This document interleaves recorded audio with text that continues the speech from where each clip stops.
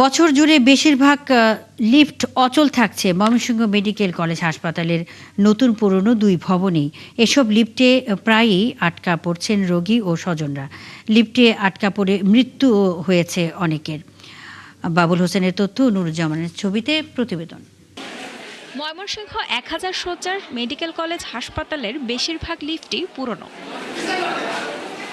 হাসপাতালের নতুন 8তলা ভবন ও পুরনো 4তলা ভবনে লিফট রয়েছে 15টি। তবে বেশিরভাগ লিফট অচল থাকায় প্রায়ই লিফটে আটকা পড়ছেন রোগীসহ স্বজনরা। এর মধ্যে দুটি লিফট বসানোর পরপরই বিকল হয়ে আছে।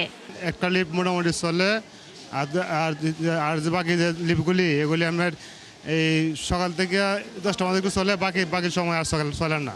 আমাদের রুগী আছে 8তলায়, আমরা তো এখানে একটা লিফট দেওয়া তো এতগুলা মানুষ বারবার আসা যাওয়া এটা তো অসম্ভব। কালকে একটা বাবু 2 ঘন্টা সময় পর্যন্ত আটকে ছিল, তারপর বাবুটারে নিয়ে গেছে ওয়ার্ডে নিয়ে যাওয়ার পর বাবুটা মারা গেছে।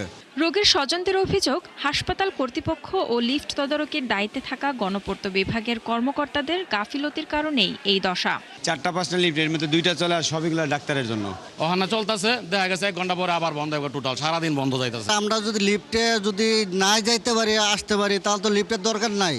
গণপূর্ত বিভাগের কর্মকর্তাদের দাবি, লিফটগুলো পুরনো হওয়ায় বাড়তি চাপ নিতে পারে না। তারপরও যে কোনো সমস্যা দেখা দিলেই তা দ্রুত সরানোর চেষ্টা করছেন তারা।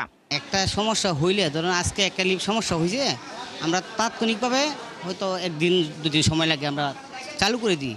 আর এই লিফটগুলো হচ্ছে দীর্ঘদিন পুরাতন লিফট। তবে হাসপাতাল কর্তৃপক্ষ নিজেদের দায় চাপান গণপূর্ত বিভাগের উপর। লিফট আসলে এগুলো তো ইলেকট্রিক্যাল জিনিস, তো সেক্ষেত্রে এটা 2টা নষ্ট হয়েছে, আমাদেরকে বলা হয়েছে যে না আমরা কাজ করতেছি। তো সেক্ষেত্রে এটা কবে নাগাদ ঠিক হবে সেটা আসলে পিডব্লিউডি ভালো বলতে পারবো। আমাদের কাজ হচ্ছে ওনাদেরকে জানানো। ময়মনসিংহ মেডিকেলের পুরনো ভবনটি প্রতিষ্ঠা হয়েছিল 1962 সালে। এখানে লিফট চালু হয় মুক্তিযুদ্ধের পর। 2009 সালে লিফট নিয়েই চালু হয় নতুন ভবন। শান্তা ইসলাম, 71।